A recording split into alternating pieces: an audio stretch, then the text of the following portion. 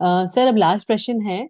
ये हमारा know your विद्वान सेगमेंट का है कि हम जानना चाहते हैं कि आपके जीवन में वो कौन सा टर्निंग पॉइंट था जिसने आपको धर्म के मार्ग में लगाया और आपके श्रद्धान को पक्का किया कि यही सही मार्ग है।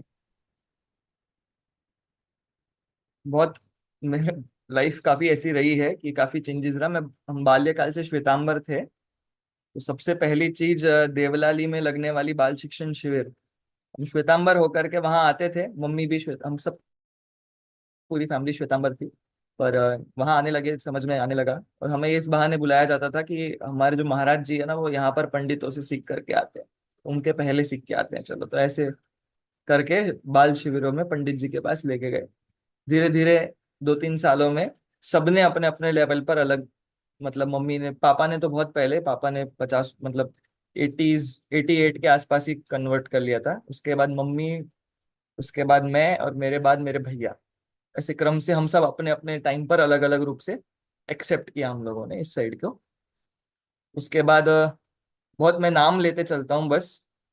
बस उसके बाद 1-1.5 साल में स्कूल में हिंदी थी नहीं, पर वो मैं वहाँ देवलाली में इतना रहता था, मुंबई के पास है तो वहां रह करके मैंने खूब किताबें ऐसे ही धीरे धीरे पढ़ना सीखा। और 1 साल बाद वहाँ बाल शिविर के बाद 2-3 साल बाल शिविर अटेंड करी। मैं 8 साल का या 9 साल का था, वहाँ सुमन प्रकाश जी आए थे, उनके साथ मैं 20 दिन में वहां रहा। और उन दिनों वो मुंबई नहीं आते थे, तो ज्यादा लोगों से तो वो खूब, उनको खूब अनुराग, तो उन्होंने खूब उनकी संगति रही।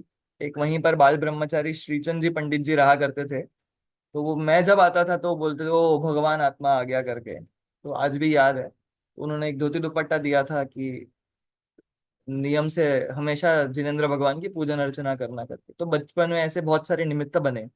इसके बाद संजीव जी आए थे, 6th या 7th में था, मेरा मैथ्स में बहुत इंटरेस्ट था, तो उन्होंने 3 लोग सिखाया था, तभी मैं 6th-7th में था।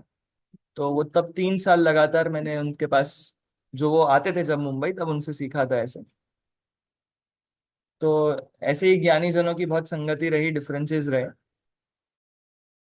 मम्मी पापा का हमेशा ये रहा कि घर में होम थिएटर लगा था बचपन से ही। तो होम थिएटर मतलब ये होता है कि आपके घर के सारे कमरों में स्पीकर है, सिंपल सी बात ये है।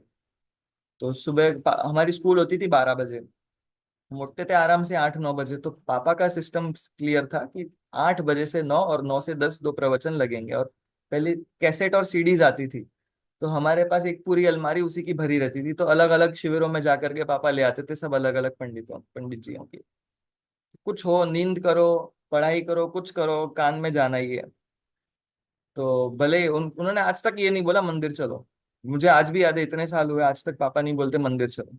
मैं बोलता हूँ, फिर पापा बोलते ठीक है करके। खुद तो वो करेंगे ही, और दूसरों, मतलब उन्होंने कभी ऐसा पकड़ के कभी कुछ नहीं बोला। पर ये कान में पड़ा, तो मुझे भी नहीं पता कब बहुत सारी चीजें मुझे आती थी, आने लग गई थी, तो वो किया। तो ये निमित्तों से बात करी। सेकेंड पॉइंट में मैं बोलूँ, है ना टाइम, 1-2 मिनट तो चलेगा। सेकेंड पॉइंट, निमित्तों के अलावा पढ़ाने से बहुत फर्क पड़ता है। मुझे मतलब बहुत जल्दी पढ़ाने का मौका मिलने लग गया। तो जब आप तत्व पढ़ाते हो बाल्यकाल में ही, खास करके 6th-7th स्टैंडर्ड में, मुझे याद है 7th स्टैंडर्ड में मैंने पाठशाला पढ़ाना चालू कर दिया था।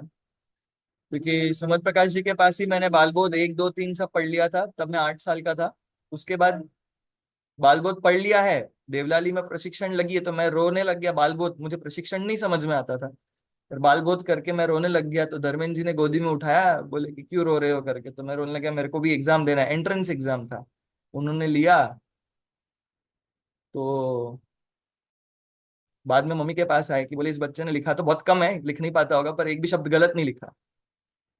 तो प्रशिक्षण करवा दिया ऐसा। अच्छे हैं मोमेंट्स, वो तो सब इमोशनल है खैर। पर उन दिनों मतलब बाल बोध अच्छे से पढ़ लिया, वीतराग विज्ञान भी वैसे पढ़ लिया। फिर हफ्ते में एक ही दिन मंदिर जाते थे, तो पापा क्या करते थे, सुबह 6 बजे ले जाते थे। अब बैठे, पूजन तो कर लिया, उसके बाद गुरुदेव के प्रवचन समझ नहीं आते, तो वहां बैठे बैठे एक बुक पढ़ लेते थे।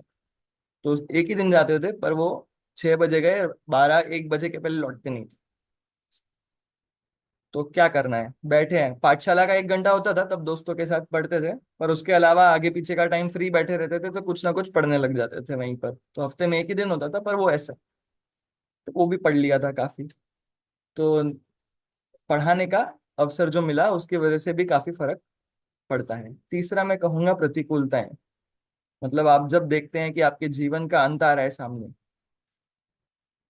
तो वो आपको बहुत सचेत करके चला जाता है। तो ऐसा मेरे साथ लगभग 2 या 3 बार हो गया है कि एकदम ऐसा लगता है कि देखो अब मुझे ही नहीं, मेरे आसपास के सबको ऐसा लग गया था। पूरा टोडरमल स्मारक खिल गया था उन दिनों। तो उस समय फिर ऐसा लगता है कि नहीं, क्या करना है, कभी भी आयु तो क्षय हो ही जाएगी करके। ये चीजें सचेत करती। हालांकि अब उम्र ऐसी है कि अब वापस कॉलेज में जाते हैं, दोस्त बनते हैं, तो परिणाम ऊपर नीचे होते रहते हैं। ऐसा नहीं है कि एक बार सम्यक दृष्टि वो अनंत काल के लिए बना रहेगा।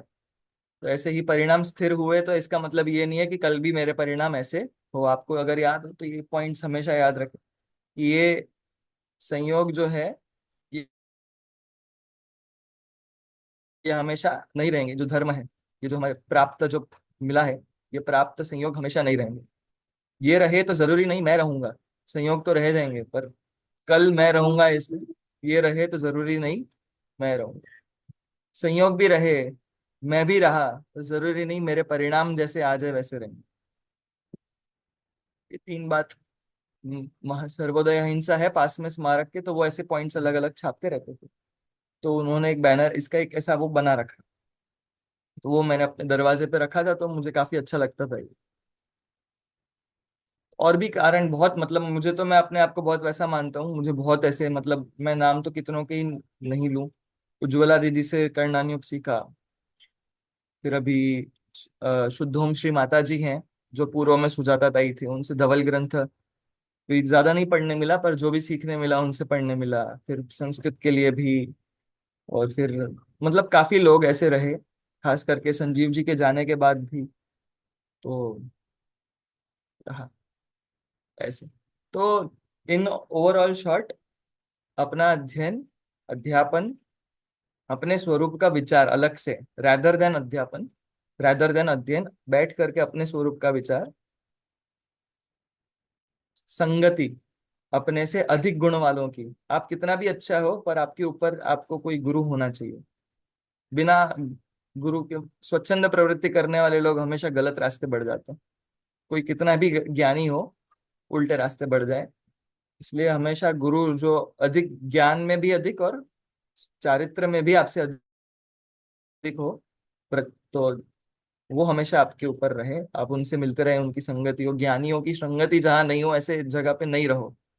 या रहते हो तो ट्रैवल करो, उनके पास जाओ जितना हो सके। तो मैं ऐसे ही करता हूँ जितना हो सके। विकास भैया इंदौर हैं, उनके पास गोमट सार सीखने गया।